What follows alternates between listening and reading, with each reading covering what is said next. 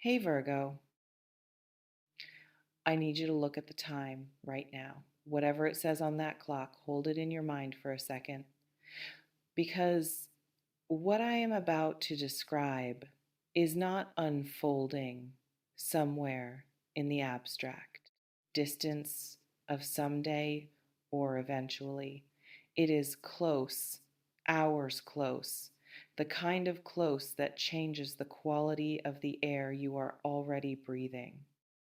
The kind of close that, when you feel it, makes the ordinary texture of your day suddenly feel like a waiting room. Um, Something is arriving in your life with a speed that most of the readings we do together do not carry. So I am not going to take a long run up to this one. I am going to go straight to the thing. Take what resonates, leave what doesn't. If your pulse just changed, you already know this is for you. Subscribe because what lives here at Virgo goes exactly as deep as this.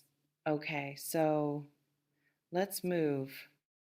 Hours are a strange unit of time, too small to contain anything that feels significant in the ordinary course of a life, too large to be lived through quickly when something is coming that you already sense is coming. Um, they have a particular weight in those moments, each one dragging slightly, the way time always drags, when the body is alert and the mind is waiting, and the space between now and the arrival of something feels less like duration and more like held breath stretched out across a clock face. You are in those hours right now. Whether you know it yet or not, whether you have already felt the particular atmospheric shift that precedes a significant exchange, or whether you are only now in this moment beginning to tune to the frequency of what is already in motion around you is less than hash 0. 25 hash is greater than the hours are counting quietly without ceremony. Moving toward a moment that has been assembling itself out of sight, out of reach, in the interior life of someone who has been carrying something toward you for longer than this day. The approaching is the thing worth understanding before the arrival, because what comes toward you in the next stretch of hours is not a spontaneous combustion. It is not impulse. It is not the careless spilling of feeling that happens when someone's guard drops unexpectedly and something escapes that was never meant to be said. What is coming has the quality of arrival after a long journey, worn slightly at the edges, changed by the distance it traveled, but intact, still whole, still carrying everything it started with. Someone made a decision. Not in the last hour, in some prior hour, perhaps many hours ago, perhaps in the dark of last night, perhaps in the strange clarity that sometimes arrives in the thin light of very early morning, when the world is quiet enough to hear the things we usually drown out. A decision was made. And the hours between that decision and its delivery to you are simply the distance the decision is traveling. Let's talk about what makes something important in the specific way this is important. Not important in the way of news. News can be enormous and still be impersonal, still land at the surface and scatter without penetrating. Not important in the way of information. Information changes what you know without necessarily changing what you feel. Important in the way of a confession, in the way of a door opening, in the way of something that, once received, rearranges the furniture of a particular interior space you had believed was fully arranged. There is a category of words that do this, that reach past everything that is only on the surface of a person and land somewhere deeper, somewhere that does not process language the way the mind processes it, but rather receives it the way the body receives. Temperature, not analyzed, simply felt as warmth or cold, or the specific tremor of something touching a place that did not know it was reachable. What is coming belongs to that category. It will not be a long speech. It will not arrive wrapped in elaborate context or carefully constructed preamble. The most important things rarely do they tend to arrive simply, almost too simply for their own weight. A handful of words that carry more than a handful of words should be able to carry. A sentence that seems, on its surface, almost ordinary until it lands. Until the specific combination of who is saying it and what it means and how long it has been held back makes the simplicity of it devastating in the best and most disorienting possible way. You will know it when it comes, not because it will announce itself, because something in you will go very still the moment it arrives. The way everything in a room goes still when the thing that was missing suddenly is not missing anymore. There is a person who has been living with two versions of their day simultaneously. The outer version, the one that moves through appointments and obligations and the ordinary choreography of a life, and the inner version, which has been conducting an entirely separate experience running parallel to all of that. An experience that has consisted almost entirely of preparation, of rehearsal, of the particular interior labor of someone who has something to say and is carrying that something through the hours between deciding and doing. That person is in their hours right now. And the experience of those hours from the inside of them has a quality that most people only encounter a few times in a life. It is the specific alertness of someone who has committed to a vulnerable act and is now simply waiting for the right moment to execute it. Every interaction in the meantime is slightly off register, not enough for anyone else to notice, but felt acutely by the person living it. The conversation that seems ordinary to the other party and is, for this person, simply the time that has to pass before the real conversation can begin. Everything is background right now except the thing they are moving toward. You are the foreground. You have been the foreground since the decision was made. Everything else in their day is peripheral, existing, functioning, being navigated, but peripherally with a portion of their attention. The rest of their attention is already ahead of the clock, already in the moment of the telling, already rehearsing the opening, adjusting the approach, feeling the weight of what they are about to hand you, and wondering for the 100th time in these hours whether you are ready to receive it, whether you will know what to do with it, whether the version of this conversation they have been living in their head corresponds even remotely to the one that will actually take place between two real people in real time with all of the unpredictability that real time always carries. What is it that they need to tell you? Um, Sit with that question for a moment before I address it, because the sitting matters.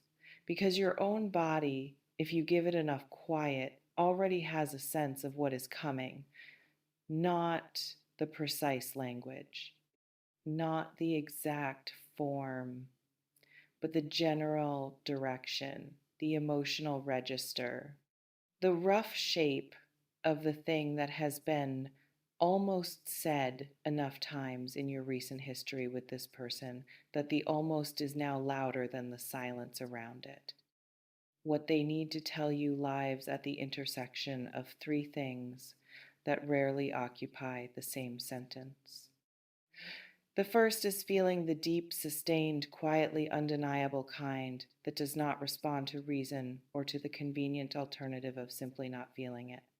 The kind that has been present through whatever seasons have passed between you and has not diminished through those seasons, but has instead, against all the logic of time and distance and everything that was supposed to dilute it, grown. The second is regret.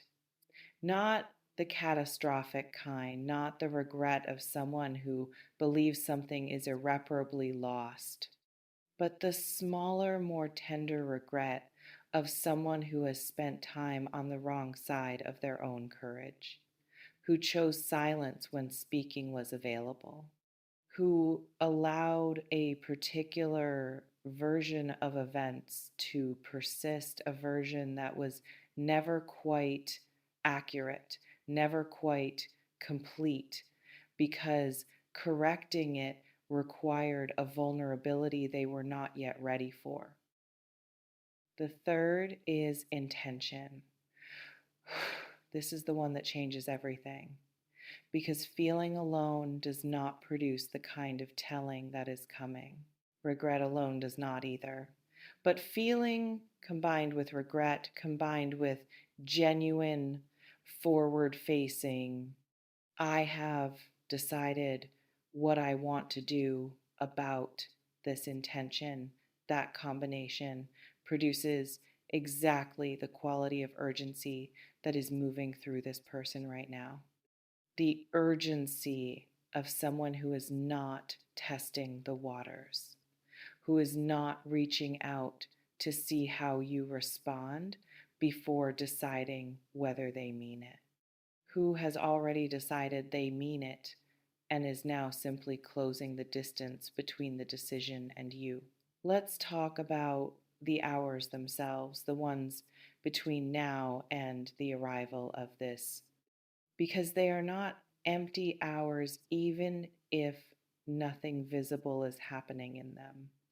They are, in a sense, the last hours of a particular version of things, the final stretch of before, the closing minutes of a configuration that has been in place, however uncomfortable, however unfinished, however full of things unsaid, for long enough to feel familiar, long enough that its ending, when it comes, will require a small adjustment, even if the ending is everything you wanted. We become habituated even to what is painful, even to the familiar ache of something unresolved.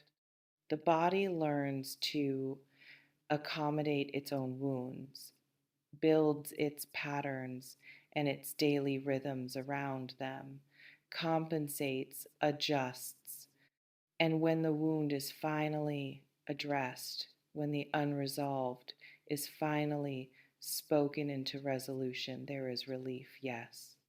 But there is also the disorientation of a body that has been organized around an absence suddenly having to reorganize around a presence. That disorientation is not a problem. Whew, it is just the cost of the adjustment, of the good kind, of the kind that happens when something large and long awaited finally lands, and the system that was holding itself ready for it, that has been holding itself ready for it, tensed and alert for longer than felt sustainable, is finally allowed to release. Let yourself release when it comes. Don't grip the anticipation past its expiration. Don't stay in the tense readiness of the hours before, once the thing itself has arrived. Let the arrival be the arrival. There is something I want to say about how to be present for what is coming that has nothing to do with strategy and everything to do with simplicity.